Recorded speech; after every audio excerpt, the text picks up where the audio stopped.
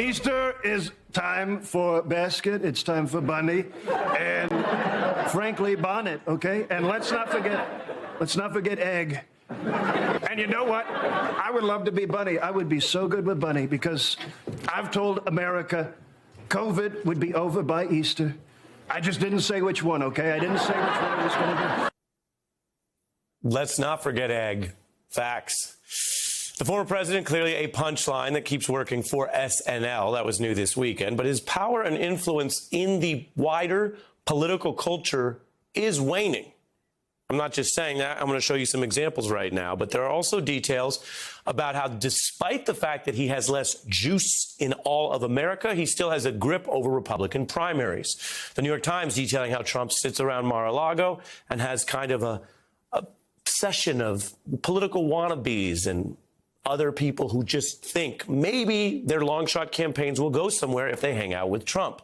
There are also hangers-on and has-beens like convicted felon Roger Stone, who did get a pardon for his crime, convicted from Donald Trump. Sharing a video, Trump is basically at what appears to be Mar-a-Lago, from what we can tell, who then trashes Ron DeSantis. Yes. Roger! How could I not see my Roger? God bless you.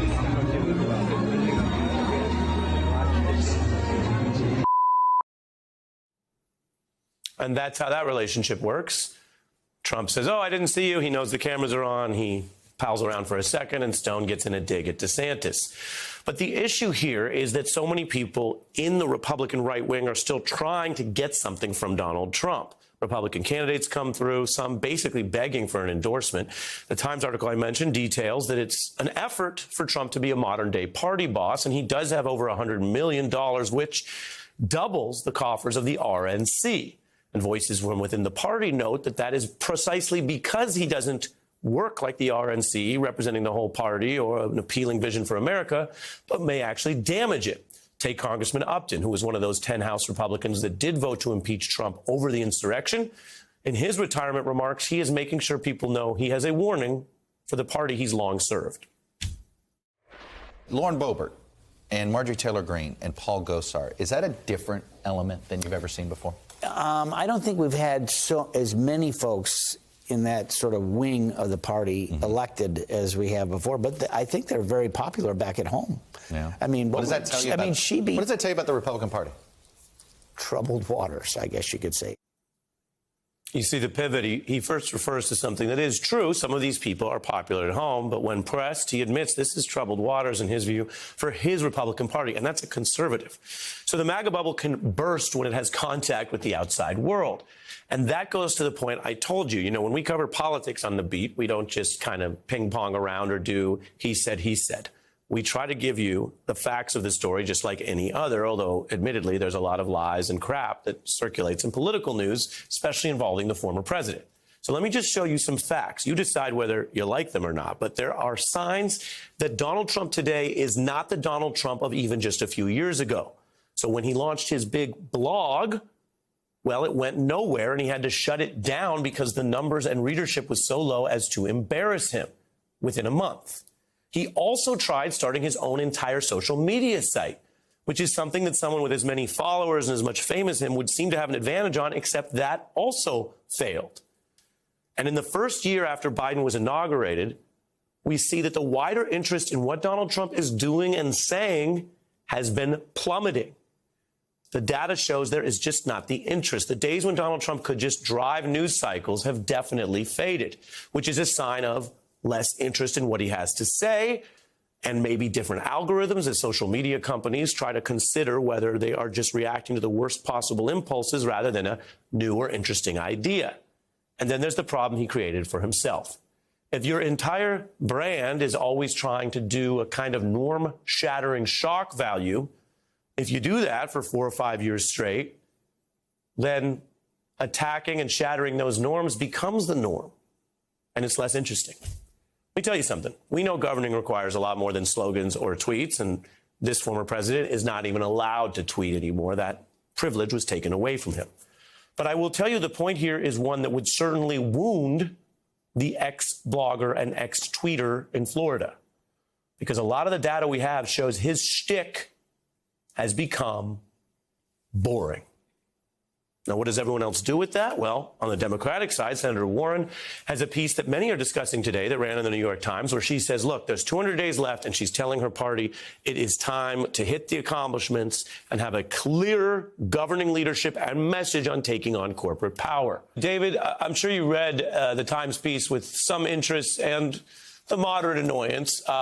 Real party bosses, whatever the party, care about the party. Right? There are people who actually care about the Republican Party, its policies, what it wants to do. We know, and I think the audience knows, Donald Trump doesn't care about that. He doesn't care about policy. He eliminated the platform. So it's party boss in quotes, but it's a portrait of his strain for relevance against the metrics I just ran through, that he has become, in some measurable ways, David, boring. What is the challenge and opportunity there? Well, I wholeheartedly agree with you. I mean, I've said for some time, I may live to eat these words, I doubt he ends up running. Because I think at the end of the day, you can see the trend lines. And some of the focus groups that have been reported on with Republicans, even people like them say it's time for something new because they think that's the best route to win. And what's fascinating about the pilgrimage to Mar-a-Lago is I believe it's quite likely the Republicans that are most successful this November in true swing competitive, Senate, governor, and House races are those that show a little distance from Trump. Even if it's just it's time to move on, Joe Biden was elected. But that's not where the party is still. So I think the risk will be what Trump is doing is deeply damaging this party. You remember back in 10 and 12, the Republicans left 3, 4, 5 Senate races on the cutting room floor because they nominated people that could not win general elections. And I think that some of the people Trump's laying hands on may lose winnable races. So that's what's fascinating. I think you see a dichotomy. But I think the folks that are going to end up doing the best with the general election, because I actually think there's going to be swing voters, Ari, that will want to reward Republicans that show a little bit of separation from Trump. You saw it in Virginia. I mean, Youngkin tried to dance a very delicate dance, but I think the signal that most voters in Virginia got, if not nationally, was he was not Trump. He was kind of, Mitt Romney 2.0. Yeah, and Che, I mentioned this. We can throw it back up on the screen. I mentioned in the setup that there are signs that there's less interest. I think we all know that in 2015 or 2016, a Donald Trump website or news center or blog would have felt larger and bigger and certainly would have been boosted by Twitter and other things. This is just clicks. And you see here, I'm going to leave this up while you talk, Che. This is a crash for Donald Trump and interest in what he's saying and doing. It is, but let me take a little bit of a contrary view to this. I totally agree. The metrics are very real. Trump's influence has waned. It is declining. That is all very true. The problem is that he is still by far the most powerful person in the Republican Party by a mile. He's the most important and influential member of that party. He is the person who is still most likely to be the GOP nominee in 2024. He's still that by a long mile. If you think about it historically, what Donald Trump has achieved... Che, are you allowed to disagree with the former Obama campaign manager? I guess so. Now I can, yes. I couldn't do that before 2008, but I can do it now. Go ahead. In addition to that, he also is somebody who's done something really remarkable historically. What he has done is, as an ex-president, he has positioned himself really as the leader and putative nominee of the party. Nobody was talking about Bush Sr. running again and being the nominee in 96. Nobody was talking about Jimmy Carter running again and being the nominee in 84. Donald Trump, what he's done as an ex-president who has lost an election is really remarkable. I mean, people bring up Grover Cleveland. Grover Cleveland won the popular vote. Donald Trump is a total loser on every level. He should have walked out of here disgraced and humiliated, and that is not what has occurred.